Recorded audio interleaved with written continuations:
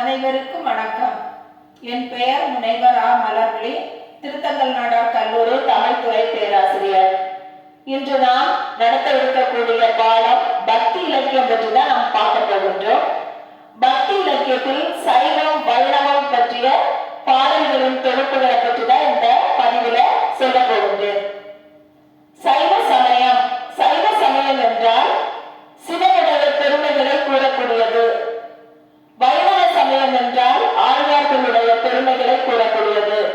இப்போது சைவ சமயத்தில் இடம்பெறக்கூடிய திருஞான சம்பந்தர் எழுதிய தேவார பாடல்களில் 2வது பதிகத்தில் இடம்பெற்றிருக்கக்கூடிய கோளறு பதிகம் பற்றி தான் நமக்கு பாடமாக இடம்பெற்றிருக்கக்கூடியது. திருஞான சம்பந்தர் என்பவர் இந்த சைவ திருமுறைகளில் 1வது, 2வது, 3வது திருமுறைகளை பாடியவர். 63 நாயன்மார்களில் ஒருவராக விளங்கக்கூடியவர் தான் இந்த திருஞான சம்பந்தர்.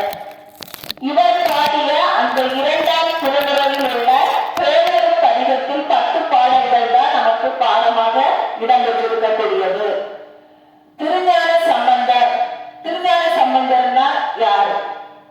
திருஞான சம்பந்தர் ஒரு சிவனடியார், 63 நாயன்மார்களில் ஒருவர். இதெல்லாம் நமக்கு தெரிஞ்சதுதான். பார்வதி தேவியால் பாடப்பட்டவர். அந்த திருஞான சம்பந்தர் தமிழ்நாட்டில் சைவ சமயத்தவர்களால் நாயன்மார்கள் என அழைக்கப்படக்கூடிய 63 நாயன்மார்களில் முதலாவதாக போற்றப்படக்கூடியவர் இந்த திருஞான சம்பந்தர். இவருடைய காலம் கிபி 7ஆம் நூற்றாண்டு. இவர் சீர்காழியில் வந்து பிராமணர் குடும்பத்தில் பிறந்தவர். இவருடைய தந்தையார் சிவபாத விருதையர், தாயார் பகவதி அம்மையாருக்கு மகனாக பிறந்தார். இவர் ஒரு நாள் வந்து தன்னுடைய 3 வயது குழந்தையான அந்த திருஞான சம்பந்தரை அழைத்து கொண்டு குளக்கரைக்கு செல்கின்றார் அவருடைய தந்தையார். அப்படி குளக்கரைக்கு செல்லும் போது தன்னுடைய குழந்தையை அந்த குளக்கரைக்கு பக்கத்திலே அமர வைத்து விட்டு இவர் என்ன பண்றாருன்னா குளிக்க போறாரு. அந்த குளத்துல குளிக்கும் போது அந்த நீரினுள் அதிக நேரம் மூழ்கி இருக்கின்றார். தன்னுடைய தந்தையை காணாமல் கரையோரமாக இருக்கக்கூடிய இந்த திருஞான சம்பந்தர் அழுகின்றார். தன்னுடைய தந்தையை காணவில்லையே என்று அழுகின்றார். அப்போது இவருடைய அழுகை குரலை கேட்டு பார்வதி தேவியார் வந்து இவருக்கு பால் ஊட்டியதாக கூறுகின்றார்கள்.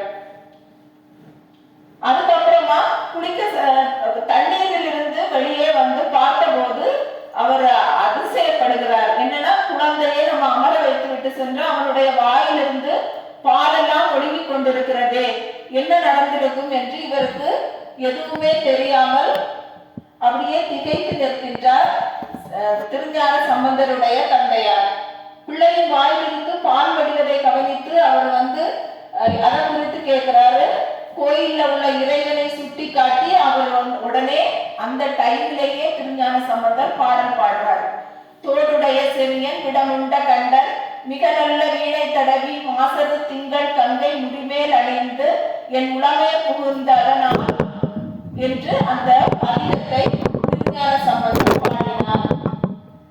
வாழ்நாள் முழுவதும் தமிழகத்தில் பல்வேறு தலங்களுக்கு சென்று இறைவனுடைய புகழை பாடக்கூடிய பெருமை பெற்றவர். அப்படி பாடி சிவனுடைய நாமத்தை சொல்லி சிவனுடைய பெருமைகளையும் சொல்லி வழிபட்டவர் தான் நமது திருஞான சம்பந்தர். இந்த கோளறு பதிகம், அவர் பாடிய கோளறு பதிகம் தான் நமக்கு பாடமாக இடம்பெற்றிருக்கக்கூடியது. அந்த கோளறு பதிகத்துல என்ன சொல்றாங்க? இப்ப 4 கோள்கள்னால ஏதாவது தீங்கு ஏற்பட்டு விடக்கூடாது என்பது நம்ம தமிழ்நாட்டு மக்களுடைய நம்பிக்கையாக இருக்கிறது. அதைதான் இந்த கோளறு பதிகம் மூலமாக திருஞான சம்பந்தர் கூறுகின்றார். இதுல என்ன சொல்றாருன்னா, ஒரு நாள் வந்து மதுரையை ஆண்ட அந்த மங்கையர்க்கரசி என்பவர் வந்து திருஞான சம்பந்தர் மதுரைக்கு வந்திருக்கிறார்.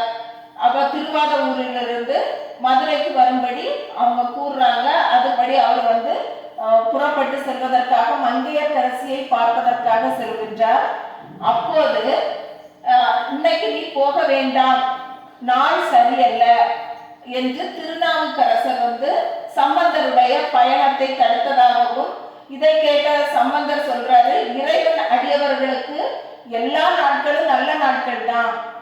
நீ என்ன இந்த நாட்களை பற்றி குறை சொல்கின்றாய்? இது நல்ல நாள் இல்ல, நல்ல கோள் இல்ல, அப்படியெல்லாம் நீ சொல்கின்றாயே, இதெல்லாம் சரியல்ல.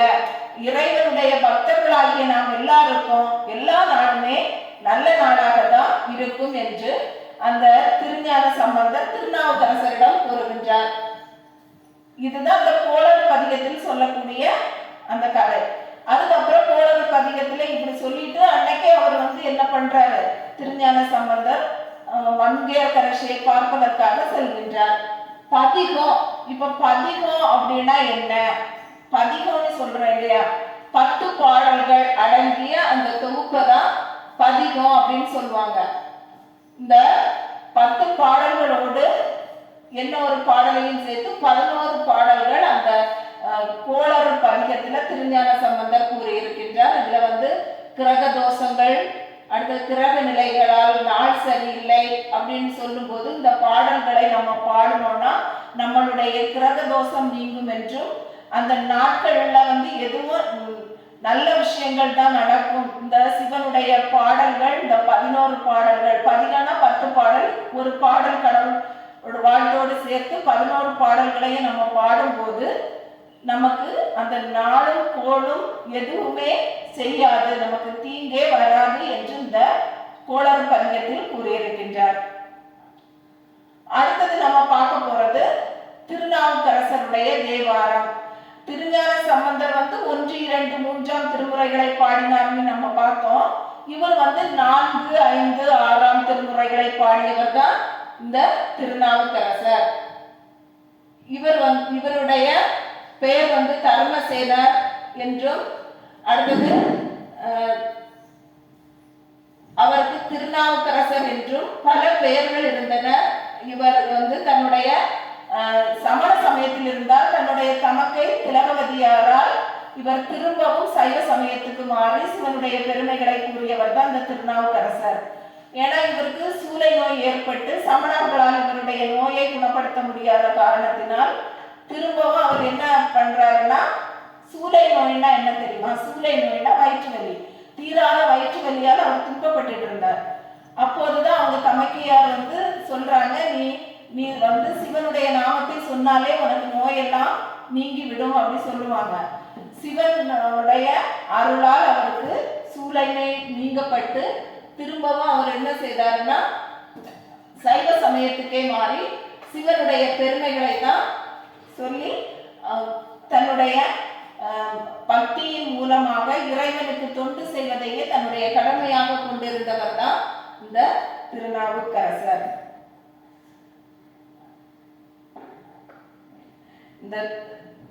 இப்ப திருநாவுக்கரசர் எழுதின இந்த பாடல்கள்ல என்ன சொல்லியிருக்காங்கன்னா, அவரை சுண்ணாம்பு நீற்றலையில அடைச்சு வச்சிருக்காங்க. சரியா? சுண்ணாம்பு நீற்றலையில அடைச்சு வச்சிருக்கும் போது அவரு என்ன பண்றாருன்னா, எந்த துன்பம் வந்தாலும் இறைவனை நினைத்தால் அந்த துன்பங்கள் பறந்து போகும். ஏன்னா அவர் சூளை நோயில கஷ்டப்படும் போதே இறைவன் அவருடைய துன்பத்தை நோயை குணப்படுத்தியவர் அல்லவா, அதனால அவருக்கு தெரியுது. அப்ப அவர் நினைக்கிறாரு, என்ன சுண்ணாம்பு நீற்றலையில என்ன அடைத்து வைத்திருந்தாலும் சமணர்கள் இவரை அடைச்சு வச்சிருக்காங்க சுண்ணாம்பு நீற்றலையில. இவர் சமணத்துல இருந்து சைவத்துக்கு மாறினால அவங்க கோபப்பட்டு என்ன பண்றாங்கன்னா இவரை இந்த மாதிரி கொடுமைப்படுத்துறாங்க. அந்த கொடுமையெல்லாம் அவர் பொருட்படுத்தாம என்ன பண்றாருன்னா, இறைவன் இருக்கும்போது எனக்கு எந்த துன்பமும் வராது, அந்த சுண்ணாம்பு நீற்றலை கூட எனக்கு இறைவனுடைய திருவடி நிழல் போன்றது அப்படின்னு சொல்றாரு. அவனுடைய எண்ணத்தோடு நாம் வாழும் போது, அவனுடைய அடியவனாக நாம் விளங்கும் போது எனக்கு எந்த துன்பமும் வராது என்று பாடியவர் தான் அந்த திருநாவுக்கரசர். அடுத்தது யாருன்னு பார்த்தோம்னா, நம்ம 3வது மாணிக்க வாசகர். இந்த மாணிக்க வாசகர் சைவ சமய புறவர்கள் 4 சொல்லுவாங்க இல்லையா, அந்த 4 ஒருவராக விளங்கக்கூடியவர். சைவ சமய புறவர்கள் யாரு அப்படின்னு சொல்லி நமக்கு 2 மார்க் கொஸ்டின்ல கூட கேட்பாங்க. சைவ சமய புறவர்கள் யார் அப்படின்னா, திருஞான சம்பந்தர், திருநாவுக்கரசர், சுந்தரர், மாணிக்க வாசகர், இந்த 4 பேரையும் தான் சொல்லுவாங்க. அதுல 4வதாக விளங்கக்கூடியவர் தான் நம்ம மாணிக்க வாசகர். அந்த 3 பேர் பாடிய பாடல்களை தேவாரம் என்று கூறுவார்கள். ஆனா இந்த மாணிக்க வாசகர் பாடியது திருவாசகம். சரி, அந்த அவர் திருவாசகமும் திருக்கோவையாரும் பாடியிருக்கிறாங்க. அது 9ஆம் நூற்றாண்டில் வரங்க பாண்டியன் காலத்தை சேர்ந்தவர் இந்த மாணிக்க வாசகர் அப்படின்னு சொல்லுவாங்க. அரிமர்த்தன பாண்டியன் இருக்காங்க இல்லையா, அவனுடைய அவைக்கள புலவராகவும் இந்த மாணிக்க வாசகர் விளங்கி இருக்கிறார். இவருடைய பாடல்களை தான் திருவாசகம். இதெல்லாம் திருவாசகத்துக்கு உருகார், ஒரு வாசகத்துக்கு உருகார் என்றெல்லாம் இந்த மாணிக்க வாசகர் பாடிய இந்த பாடல்களை கூறுவார்கள். அதே மாதிரி இவருடைய பக்தி சுவை அந்த திருவாசகத்தில் அதிகமாக இடம்பெற்றிருக்கக்கூடியதையே நம்ம பார்க்க முடியும். அதுக்கப்புறம் திருப்பெருந்துறையில் இருக்கக்கூடிய சிவனை இமைப்பொழுதும் என் நெஞ்சில் நீங்காதான் தான் தான் வாழ்க என்றெல்லாம் அந்த சிவனுடைய சிறப்புகளை பாடியவர். அருள் சிறப்பு பெற்றவர். நரியை குதிரையாக்க செய்தவர். அப்படின்னா ஒரு தடவை திருஞான மாணிக்க வாசகர் என்ன செய்வாருன்னா சிவனை வேண்டுகிறார். சிவனை வேண்டி பாடுகிறார். அப்ப அந்த அரிமர்த்தன பாண்டியன் கிட்ட அவைக்கள புலவராக தான் அந்த மாணிக்க வாசகர் வேலை செய்து வந்தார். அப்படி இருக்கும்போது அரிமர்த்தன பாண்டியன் என்ன செய்யறான்னா, நல்ல ஜாதி குதிரைகளை நீ வாங்கி வர வேண்டும் என்று இவருக்கு கட்டளையிடுறாங்க. அப்ப இவர் குதிரைகள் வாங்குவதற்காக வராரு. வரும்போது இந்த சிவபெருமான் குருந்த மர நிழலில் வீற்றிருப்பதை பார்க்கின்றார். அப்போ அவரை பார்த்த உடனேயே இறைவனை பார்த்த நான் வேறு எங்கேயும் செல்ல மாட்டேன், இறைவனோடு தான் இருப்பேன் அப்படின்னு சொல்றாரு. அப்படி இருந்து அங்க இருக்கும்போது அவர்கள் கூட அந்த அரிமர்த்தன பாண்டியன் ஒரு 4 சிப்பந்திகளை அனுப்புகிறான். அப்ப அந்த சிப்பந்திகள் என்ன செய்யறாங்கன்னா, மன்னன் குதிரைகள் வாங்கி வர சொன்னான், உயர் ஜாதி குதிரைகள் வருகின்றன, அதை வாங்கி வர அல்லவா சொன்னான் அப்படின்னு சொன்னா, நான் இப்போது வரமாட்டேன் அப்படின்னு சொல்லிடுவார். உடனே மன்னர்கிட்ட போய் கம்ப்ளைண்ட் பண்றாங்க. அப்ப மன்னர் என்ன சொல்றாருன்னா, உடனே அவர் குதிரையோட வரணும் அப்படின்னு சொல்றாங்க. சொல்லி திரும்பவும் அனுப்புறாங்க. அப்ப இவரு சம்மதிக்காததுனால இறைவன் என்ன செய்யறாருன்னா, நானே என்ன செய்யறேன், குதிரைகளை இந்த மூல நட்சத்திரத்து அன்னைக்கு நான் கொண்டு தருகிறேன் அப்படின்னு சொல்லி இறைவனே அவங்களுக்கு சொல்றாரு. அதனாலதான் இறைவன் என்ன செய்யறாருன்னா, இந்த அங்க இருக்கக்கூடிய நரிகளை எல்லாம் குதிரைகளாக்கி அந்த மன்னனுடைய அந்த குதிரை கொட்டகைக்குள்ள கொண்டு கொடுக்குறாங்க. அப்ப நல்ல உயர் ஜாதி குதிரைகள் தான் வந்திருக்கின்றது என்று மன்னனும் பெருமைப்படுகிறான். அப்போ என்ன ஆச்சுன்னா, அந்த கொட்டகைக்குள்ள இருந்த குதிரைகள் எல்லாமே இந்த நரிகள் இல்லையா வந்தது, நரிகளை தானே குதிரையாக்கி கொண்டு வந்திருக்கிறாரு. அதனால அந்த நரிகள் எல்லாம் குதிரைகளா இருந்த அந்த நரிகளாக இருந்த குதிரைகள் எல்லாமே இப்ப மாறி நரிகளாக மாறிவிட்டன. அப்ப நரிகள் இல்லையா இருந்த குதிரைகளையும் கடிச்சு அந்த குதிரைகளை எல்லாம் கொண்டுட்டு, இதனால மன்னனுக்கு சரியான கோபம். அப்ப அவர் என்ன செய்யறாருன்னா, இவருக்கு தண்டனை கொடுக்கிறான். அப்போ மன்னனுடைய அந்த தண்டனையை ஏற்றவர் தான் மாணிக்க வாசகர். அதனால கடவுளே அவருக்கு படி எடுத்து கொடுத்ததாகவும் அவர் பாடல் பாடியதாகவும் ஒரு இலக்கியங்கள்ல கூறுகின்றார்கள். அதுக்கப்புறம் அவர் 32 ஆண்டுகள் தான் வாழ்ந்தார் என்றும் சிதம்பரத்துல முக்தி அடைந்தார் அப்படின்னு சொல்லி அவர் சொல்றாங்க. இவருடைய இயற்பெயராக அருள்வாசகர், திருவாத ஊரர், மணிமொழியார், தென்னவன் பிரம்மராயன் என்ற பட்டங்களை எல்லாம் பெற்றவர் தான் இந்த மாணிக்க வாசகர். சரியா? இதுவரைக்கும் சைவ சமயத்தை பற்றி பார்த்தோம். அடுத்தது வைணவம். இந்த வைணவ சமயத்துல நமக்கு ஆண்டாளுடைய திருப்பாவை. ஆண்டாள் யாரு அப்படின்னா, பெரியாழ்வாருக்கு மகளாக பிறந்தவள். பெரியாழ்வாருக்கு பிறந்த மகள்னு சொல்வதை விட அவர் எடுத்து வளர்த்த மகள் தான் இந்த ஆண்டாள். அவ அவர் துளசி செடிகளுக்கிடையே சிறுவில்லிபுத்தூர்ல இருக்கக்கூடிய இறைவனுக்கு இவர் தினமும் அவர் வைத்திருக்கக்கூடிய அந்த மலர் தோட்டத்திலிருந்து பூக்களை பறித்து இறைவனுக்கு சூட்டி தான் அவர் தன்னுடைய வாழ்க்கையை நடத்தி வந்தார். இவருடைய பக்தியின் காரணமாக அந்த ஆண்டாளே, அந்த அம்மையாரே ஆண்டாளாக அவதாரம் எடுத்து அந்த துளசி செடிகளுக்கு இடையில் இருந்ததாகவும், துளசி செடிகளுக்கு இடையில் இருந்த குழந்தையை இந்த பெரியாழ்வார் எடுத்து வளர்த்ததாகவும் இலக்கியங்கள் கூறுகின்றன. அதுல என்ன சொல்றாங்கன்னா, இந்த இறைவனுக்கு தினமும் அவர் என்ன செய்வாராம், தன்னுடைய மலர் தோட்டத்திலிருந்து பூக்களை பறித்து வந்து மலரைகளை எல்லாம் மாலைகளாக கட்டி இறைவனுக்கு சூட்டி இறைவனை தினமும் வழிபட்டு வந்தவர் தான் இந்த பெரியாழ்வார். அவரை விஷ்ணு சித்தர் என்றும் கூறுவார்கள். இப்ப ஆண்டாளுக்கு இன்னொரு பெயர் கோதை. கேட்பாங்க, ஆண்டாளுடைய இயற்பெயர் என்ன? கோதை என்றுதான் அவர் பெயர் சூட்டி வளர்த்து வந்தார். இறைவனை ஆட்கொண்டதுனால ஆண்டாள் என்றும் கூறுவார்கள். 2 மார்க் கொஸ்டின்ல இதெல்லாம் கேட்கலாம். சரியா? அடுத்து என்ன சொல்றாங்கன்னா, ஒரு நாள் வந்து அவர் இப்படி பூ பறிக்க சென்ற போதுதான் அந்த குழந்தையை பார்க்கிறார். அந்த குழந்தையை எடுத்து கடவுளே கொடுத்த குழந்தை அப்படின்னு சொல்லிட்டு அந்த குழந்தைக்கு கோதை என்று பெயர் சூட்டி அவர் வளர்த்து வந்தார் பெரியாழ்வார். இப்படி வளர்த்து வந்து அந்த பொண்ணு நல்ல அறிவிலையும் செயலையும் மிகுந்த பக்தி உடையவளாகவும் அறிவாளியாகவும் விளங்கினவள் தான், இந்த திறமைசாலியாகவும் விளங்கினவள் தான் இந்த ஆண்டாள். ஆண்டாள் என்ன செய்யறாங்கன்னா, தன்னுடைய தந்தைக்கு தெரியாமலேயே அவர் கட்டி வைத்திருக்கக்கூடிய மாலையை தன்னுடைய கழுத்தில் அணிந்து கொள்ளக்கூடியவள். அணிந்து விட்டு என்ன செய்வானா, தந்தைக்கு தெரியாமலேயே எடுத்து வைத்து விடுவா. இப்படி பல நாட்களும் இந்த பொண்ணு இப்படி பண்ணிக்கிட்டே இருக்கிறார். இதை ஒரு நாள் வந்து பெரியாழ்வார் பார்த்து விடுறார். பார்த்து விட்டு என்ன சொல்றாருன்னா, இறைவனுக்கு கட்டி வச்ச மாலையை நீ வந்து கழுத்தில் அணிந்து விட்டாயே, இது நான் இனி எப்படி சூட்டுவேன்? எல்லா மலர்களையும் நான் பறித்து மலராக கட்டி விட்டேனே, மாலையாக கட்டி விட்டேனே, இனி இதற்கு நான் என்ன செய்ய போகின்றேன்னு சொல்லி இவர் கவலையில அப்படியே அந்த துன்பப்பட்டு இருப்பார். ஏன்னா அந்த மகள் சூடிய மாலையை இறைவனுக்கு சூட முடியுமா? அதனால அவர் வந்து வருத்தத்துல அப்படியே உட்கார்ந்து இருக்கிறார். அப்போது அதான் இறைவன் அவருக்கு காட்சி கொடுத்து என்ன சொல்றாருன்னா, அந்த மாலையை நீ எனக்கு கொண்டு அணிவிக்க வேண்டும் என்று இறைவன் கேட்டு கொண்டதற்கிணங்க அந்த மாலையை கொண்டு என்ன செய்யறாரு, இறைவனுக்கு சூட்டுகிறார். இப்படிதான் ஆண்டாள் வந்து வளர்ந்து வருகிறார். இப்போ ஆண்டாளுக்கு மனப்பருவம் வருகின்றது. மனப்பருவம் வரும்போது எல்லா தந்தைக்கும் உரிய செயல்பாடு தானே. அவர் உடனே திருமணம் செய்வதற்காக மாப்பிள்ளை பார்க்க ஆரம்பிக்கிறாரு. அப்ப ஆண்டாள் என்ன சொல்றாருன்னா, எனக்கு இல்ல, அந்த ஸ்ரீரங்கநாதர் தான் எனக்கு கணவனாக அமைய வேண்டும், நான் அவரை தான் திருமணம் செய்வேன், எனக்கு வேற நான் யாரையும் திருமணம் செய்ய மாட்டேன் என்று இந்த குழந்தை வந்து இந்த பெண் ஆண்டாளாகிய கோதை அடம் பிடிக்கிறாங்க.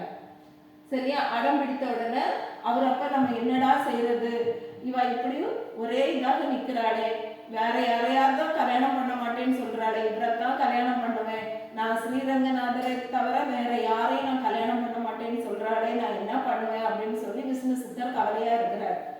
அப்படி கவலையாக இருக்கும்போது இறைவன் வந்து அவருடைய கனவுல தோன்றி என்ன சொல்றாருன்னா, நீ அவளை மணக்கோலமாக மணப்பெண்ணாக அலங்கரித்து நீ என்னுடைய கோவிலுக்கு அழைத்து வா அப்படின்னு சொல்லி சொல்றாரு.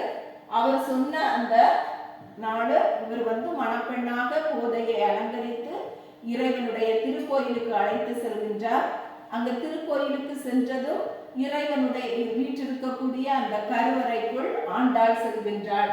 அப்படி சென்று அந்த அப்படியே இறைவனோடு இரண்டரை கலந்து விடுகின்றாள். அதுக்கப்புறம் ஆண்டாளை பார்க்கவே முடியல. இது 15 வயசுல இறைவனுடன் இரண்டரை கலந்தவள். இவள் வந்து திருப்பாவை, நாச்சியார் திருமொழி என்ற 2 நூல்களை எழுதியிருக்காங்க. சரியா?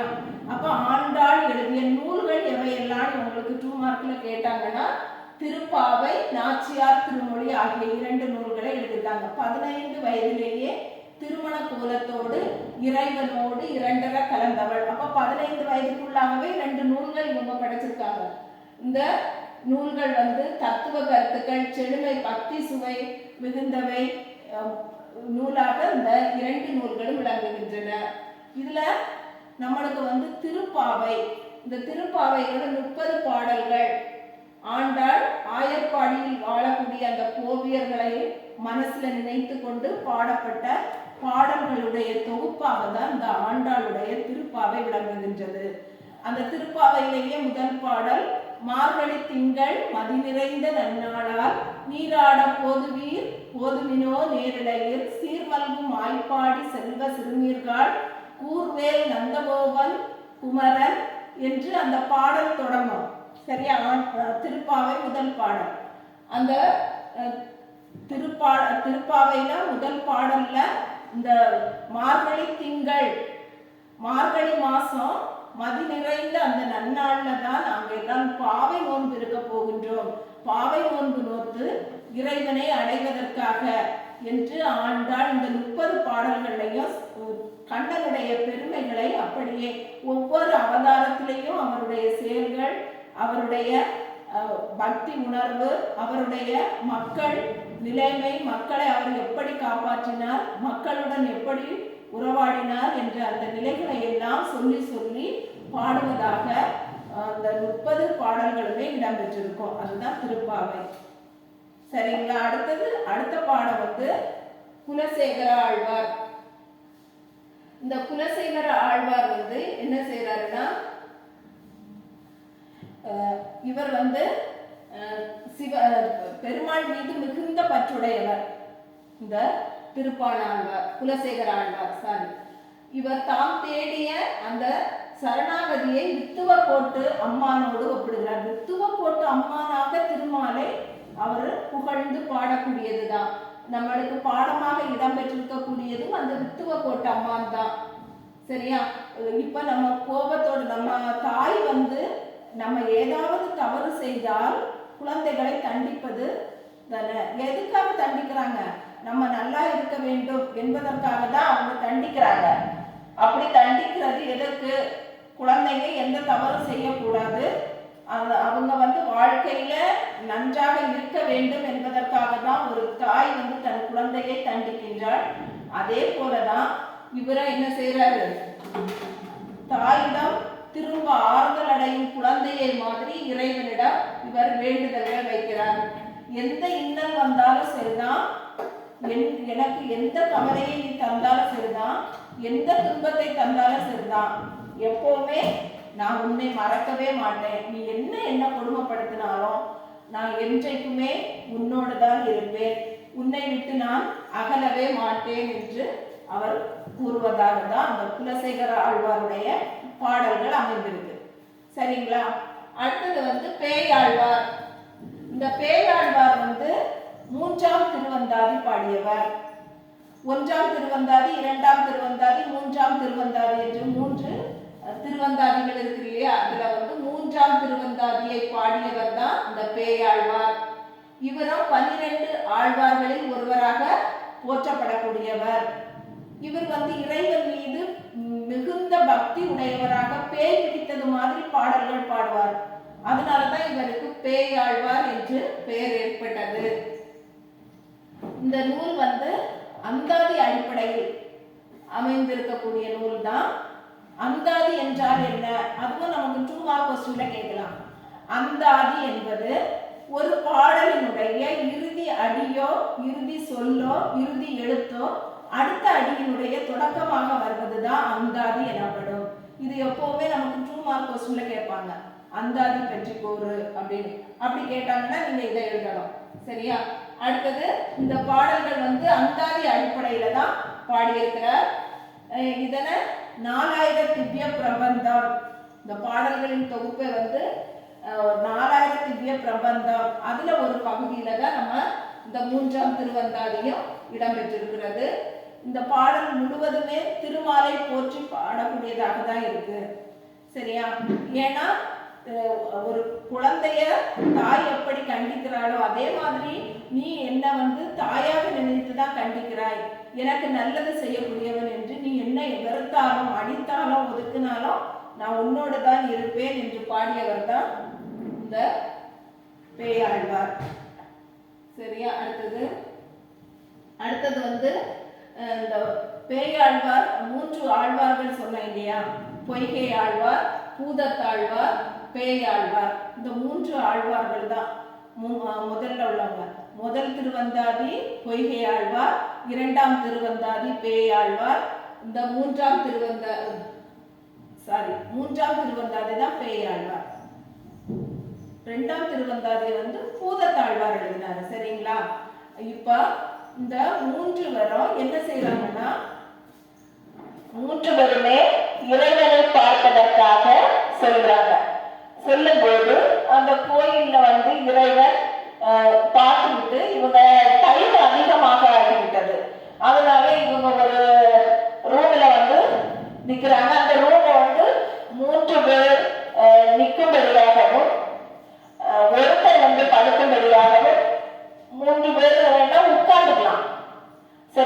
ஒருத்தர் படுத்துக்கலாம், 2 பேரும் உட்காந்துக்கலாம், 3 பேரும் நிக்கலாம். அந்த மாதிரியான ரூமினுடைய தன்மை இருந்தது. அந்த ரூம்ல 3 பேரும் இப்ப ஒருத்தர் முதல்ல இந்த பொய்கை ஆழ்வார் போறாரு. பொய்கை ஆழ்வார் போய் அந்த ரூம்ல படுத்திருக்கிறாரு.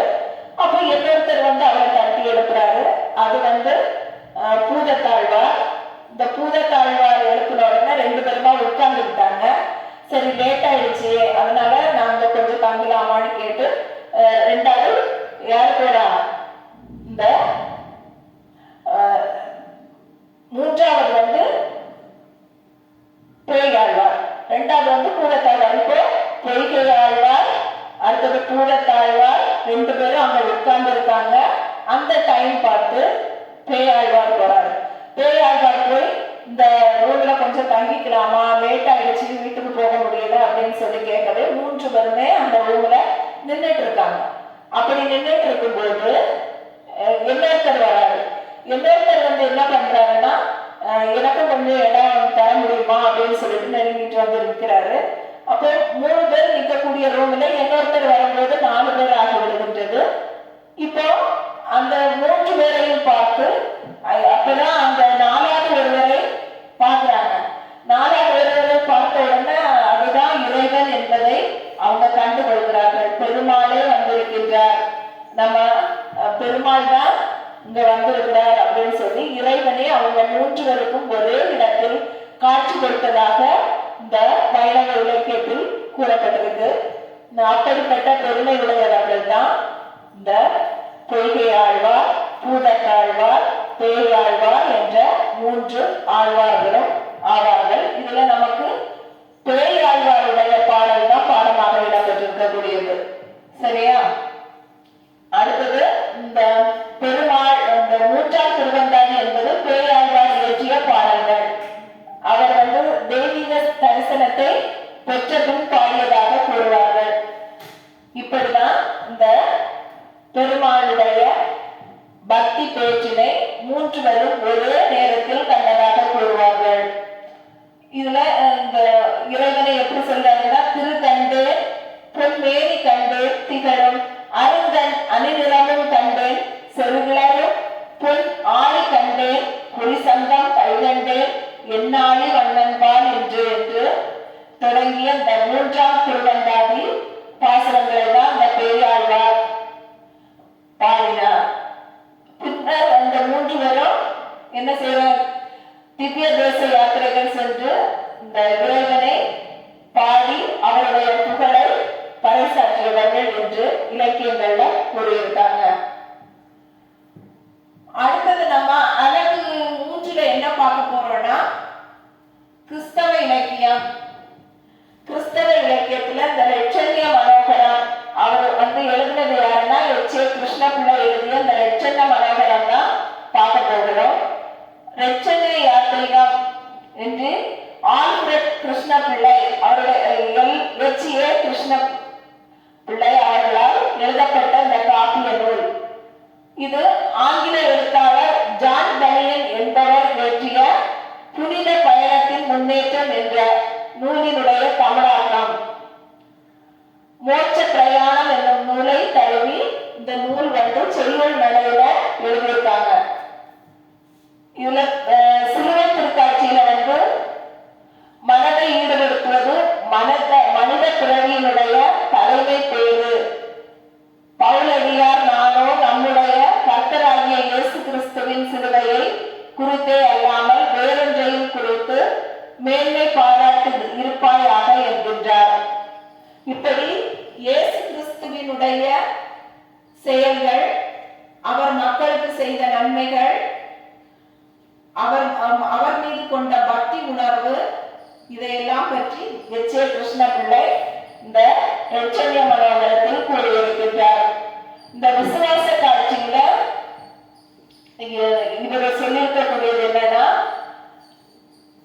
ஆதி பருவத்திலிருந்து தொடங்கக்கூடிய பாடல்கள், துன்ப மலையின் அடிவாரத்தில் உள்ள சோலையில அமைந்திருக்கக்கூடிய சிவநீர் தடாகத்தில் நீரருந்திய யாத்திரிகன் ஆத்ம தாகம் தனிய பெற்றான். அப்படின்னா அவன் செய்த அந்த ஒரு ஒரு மனிதன் வந்து என்ன என்ன துன்பங்கள் கஷ்டங்கள் எல்லாம் படுகின்றானோ அந்த செயல்பாடுகள் எல்லாவற்றையும் இந்த கிறிஸ்தவ இலக்கியமாகிய இந்த இலக்கியத்தில் சொல்லியிருக்காங்க. அதுக்கப்புறம் அவன் வந்து அந்த இறைவனுடைய அருளை பெற்ற பிறகு அவன் புத்துயிர் பெறுகின்றான். அந்த மனிதன் வந்து புத்துயிர் பெறுகின்றான். அதுவரை அவன் வந்து துன்பப்பட்டு தாகம் தணியாமல் அவன் குடித்த தண்ணீர் கூட தாகம் தணியாமல் இருந்தது. அதுக்கு பிறகு அவன் புத்துயிர் பெற்றான் என்ற நிலைகளையும் இதுல சொல்லியிருக்காங்க. இவன் வந்து இறைவனுடைய அருளை பெற்றான், அதனாலதான் அவன் புத்துயிர் பெற்றான் என்று கிருஷ்ணபிள்ளை அந்த அந்த நூல்ல கூறியிருக்கின்றார். சரியா? அதுக்கு அடுத்தது வந்து அது வந்து கிறிஸ்தவ இலக்கியம். அடுத்தது வந்து என்னன்னா குணங்குடி மஸ்தான் சாஹிப். அவர் என்ன பாடியிருக்காருன்னா முஸ்லிம், இவர் ஒரு முஸ்லிம் கவிஞர். இப்ப நம்ம பக்தி இலக்கியத்துல பார்த்தோம்னாலே என்னது வந்துருச்சு? சைவம் வந்துச்சு, வைணவம் வந்துச்சு, கிறிஸ்தவம் வந்துச்சு, அப்புறம் என்ன வந்திருக்கு? இப்ப வந்து முஸ்லிம் காப்பியமாக்கி அந்த குணங்குடி மஸ்தான் சாஹிப் கண்ணி, ரகுமான் கண்ணி என்ற பாடல் அமைந்திருக்கக்கூடிய பாடல் தான் நமக்கு பாடமாக அமைந்திருக்கக்கூடியது. இவர் வந்து குணங்குடி மஸ்தான் வந்து தமிழ் மொழியிலேயும் அரபி மொழியிலேயும் புகழ் பெற்றவராக விளங்கக்கூடியவர். இவர் இளமையிலேயே துறவு பூண்டவர். அதுக்கப்புறம் பக்தி உணர்வு மிக்க இவருடைய பாடல்கள் இஸ்லாமியர்களுக்கு இலக்கியத்தில் முதன்மை உடையதாக விளங்கியது என்றே கூறலாம். இவருடைய கருத்துக்கள் சமரச நோக்கம் உடையதாகவும் மதங்களை கடந்து பக்தி நெறியை வளர்ப்பதாகவும் இஸ்லாமியர்களுடைய நிலையினை உணர்த்துவதாகவும் விளங்குவதுதான் இவருடைய பாடல்களாக இருந்தன என்று நம்ம அந்த ரகுமான் கண்ணி மூலமாக அறிய முடிகிறது. அது மட்டுமல்லாமல் தெய்வ காதல் கொண்டவராகவும் இவர் வந்து இறைவன் மீது மிகுந்த பக்தி உடையவராக, முஸ்லிம் மதத்தின் மீது கொண்ட பக்தியை விட இறைவன் மீது, அல்லாஹ் மீது மிகுந்த பக்தி உடையவராக விளங்கி இருக்கின்றார் இந்த குணங்குடி மஸ்தான் என்பவர். அவர் வந்து வெறி பிடித்தவர் போன்று இறைவனுடைய மீது காதல் கொண்டு வெறி பிடித்தவர் போன்று விளங்கி இருக்கின்றார் என்று அந்த இலக்கியங்கள்ல கூறியிருக்காங்க. சரியா? அதுக்கப்புறம் இவர் வந்து பல விதமான நூல்கள் எழுதியிருக்கின்றார். அதுக்கப்புறம் இஸ்லாமியர் தொடர்பான பல நூல்கள் தான் இவர் எழுதியிருக்கின்றார். அது இஸ்லாமிய பயிரை வளர்ப்பதற்காக இவர் செய்த தொண்டு என்றே கூறலாம் நாம். சரியா? அதுக்கு அடுத்தது என்னன்னா, நம்ம அழகு நாள்ல வந்து பிற்கால இலக்கியங்களை பற்றி தான் பார்க்க போகின்றோம். இந்த பிற்கால இலக்கியத்துல பிள்ளை பெருமாள் ஐயங்கார் எழுதியது. இந்த பிள்ளை பெருமாள் ஐயங்கார் என்பவர் 17ஆம் நூற்றாண்டை சேர்ந்தவராக விளங்குகின்றார். இவருக்கு இன்னொரு பெயர் வந்து அழகிய மணவாளதாசர் என்றும் இவரை வந்து இந்த பிள்ளை பெருமாள் ஐயங்காரை கூறுவார்கள். அதுக்கப்புறம் இவரை தெய்வ கவிஞர் என்றும் திவ்ய கவி என்றும் பல பெயர்களால இவரை கூறுவாங்க. இவர் இயற்றிய 8 நூல்களின் தொகுதிகளை வந்து அஷ்ட பிரபந்தம் என்று கூறுவார்கள். அஷ்ட பிரபந்தம் என்றால் என்ன? 8 நூல்களினுடைய தொகுதிகள், அததான் அஷ்ட பிரபந்தம் என்று கூறுவார்கள். அழகர் அந்தாதி எதெல்லாம் எழுதியிருக்காங்கன்னா, அஷ்ட பிரபந்தம் என்ற நூல்கள் எதெல்லாம் அப்படின்னா, அழகர் அந்தாதி, திருவரங்க கலம்பகம், திருவரங்க அந்தாதி, திருவரங்க மாலை, திருவரங்க ஊசல், திருவேங்கடத்து அந்தாதி, திருவேங்கட மாலை, 108 திருப்பந்த அந்தாதி என்ற இந்த 8 நூல்களை இயற்றியவர். வைணவ இலக்கியத்துக்கு வளம் சேர்த்தவர் தான் இந்த பிள்ளை பெருமாள் ஐயங்கார். சரியா? இப்ப அட்ட பிரபந்தம் என்றால் என்னன்னு கேட்டாங்கன்னா, 8 நூல்களினுடைய தொகுப்பு அட்ட பிரபந்தம். அதுல 2 நூல்களை கூறு அப்படின்னு கேட்டாலே 2 நூல்கள் கூட எழுதலாம். திருவரங்க அந்தாதி, திருவரங்க கலம்பகம். சரிங்களா? இப்படி 2 நூல்களை கேட்டாங்கன்னா 2 நூல்கள் எழுதணும். 8 நூல்களை கேட்டாங்கன்னா மட்டும் இந்த 8 நூல்களை பற்றி நீங்க எழுதணும். சரியா? அதுக்கு அடுத்தது வந்து சடகோபர் அந்தாதி. சடகோபர் அந்தாதி யார் எழுதியது என்றால் இந்த கம்பர் எழுதினார். கம்பராமாயணம் எழுதினார் இல்லையா, அந்த கம்பர் தான் இந்த சடகோபர் அந்தாதியும் எழுதியிருக்கிறார். இந்த சடகோபர் அந்தாதி தமிழ்ல உள்ள சிற்றிலக்கிய வகைகளில் ஒன்றாக விளங்கக்கூடியது. சரிங்களா? இதனை சிற்றிலக்கியங்கள் இப்ப சில டைம் கேட்பாங்க, சிற்றிலக்கியங்கள் எத்தனை வகைப்படும், சிற்றிலக்கியங்கள் 96 வகைப்படும் அப்படி 2 மார்க் கொஸ்டின் கேட்டா அதுவும் நீங்க எழுதிக்கணும். இந்த சடகோபர் அந்தாதியை எழுதியவர் யார் அப்படின்னு 2 மார்க்ல கேட்டாங்கன்னா கம்பர். கம்பர் யாருன்னு தெரியும் தானே எல்லாருக்கும். கம்பராமாயணம் எழுதிய கம்பர் தான் இதுவும் எழுதினவர். இந்த கம்பர் 9 படைப்புகள் படைத்திருக்கின்றார். அதுல இது நமக்கும் 9வது படைப்புகள் ஒன்றுதான் இந்த அந்தாதி. ஏற்கனவே நான் அந்தாதினா என்ன அப்படின்னு சொல்லிட்டேன். சரிங்களா? அது 2 மார்க்கு கேட்கலாம், அதை மனசுல வச்சுக்கோங்க. அடுத்தது இந்த நூலம் அந்தாதி வகை, சிற்றிலக்கிய வகைகளில் ஒன்று, அந்தாதி வகையை சார்ந்தது. இந்த நூலினுடைய பாட்டுடை தலைவர் சடகோபர் என்று அழைக்கக்கூடிய நம்மாழ்வாரை பற்றி தான் இவர் இதுல எழுதியிருக்கிறார். சரியா? நம்மாழ்வாரை பற்றி தான் இந்த நூல்ல சடகோபர் அந்தாதியில எழுதியிருக்கிறாரு. கம்பர் எழுதிய மற்றொரு அந்தாதி நூல் எதுன்னு கேட்டாங்கன்னா இந்த சடகோபர் அந்தாதி, அதுதான் நமக்கு பாடமாக இடம்பெற்றிருக்கக்கூடியது. இன்னொரு அந்தாதி நூல் எழுதியிருக்கிறாரு, அது சரஸ்வதி அந்தாதி, சரஸ்வதி தேவியை பற்றி எழுதுறது. சரியா? இவர் நம்மாழ்வாரை உடலாகவும் பிற ஆழ்வார்களை உறுப்புகளாகவும் வைத்து இந்த வைணவ மரபு தோன்ற பாடிய பாடல் தான் இந்த பாடல்கள். சரியா? இது ஆழ்வார் திருக்குருவூர் கோயிலின் கீழ் உள்ள திருப்புலியாழ்வார் என்று அழைக்கப்படக்கூடிய அந்த புளிய மரத்தினுடைய அடியில் 16 ஆண்டுகள் யோகத்தில் எழுந்திருந்தாராம். அப்போது விஸ்வகேசர் அம்சமான ஆழ்வாருக்கு அந்த விஸ்வகேசரே அனைத்து மந்திரங்களையும் வேத தத்துவங்களையும் சொல்லி கொடுத்திருக்கிறார். சரியா? அப்படி சொல்லி கொடுத்து ஒளிமயமாக விளங்கியவர் தான் இவரு அப்படின்னு சொல்றாரு. அதுக்கப்புறம் இறைவன் மீது மிகுந்த பற்று கொண்டவராக விளங்கி இருக்கின்றார். அந்த நம்மாழ்வார் பெருமாள் மீது மிகுந்த பற்று உடையவராக விளங்கி இருக்கிறார். அவருடைய அந்த பக்தியின் நிலையினை பார்த்துதான் கம்பரே இந்த சடகோபர் அந்தாதி எழுதினார் அப்படின்னு சொல்லுவாங்க. அடுத்தது அலகு 5. இந்த அலகு 5ல வேதநாயகம் பிள்ளை, இதுவும் தேவமாதா அந்தாதி. இப்ப அந்தாதின்னா உங்களுக்கு தெரிஞ்சிருக்கும். சரியா? அந்தாதி பற்றி நமக்கு 3 நூல் நம்ம படிக்கிறோம். அதனால நம்ம என்ன பண்ணணும்னா அந்தாதி என்றால் என்ன 2 மார்க்ல கேட்கலாம். வேதநாயகம் பிள்ளை மாவட்ட நீதிபதியாக இருந்தவர், தமிழ்ல முதல் தினத்தை படைத்தவர். சர்வ சமய சமரச கீர்த்தனைகள் என்ற நூலையும் இவர் எழுதியிருக்கிறார். அறம் வலியுறுத்தக்கூடிய நீதி நூல் இவர் எழுதிய நூலாகும். அதுக்கப்புறம் பெண் விடுதலைக்காக பாடுபட்டிருக்கின்றார்.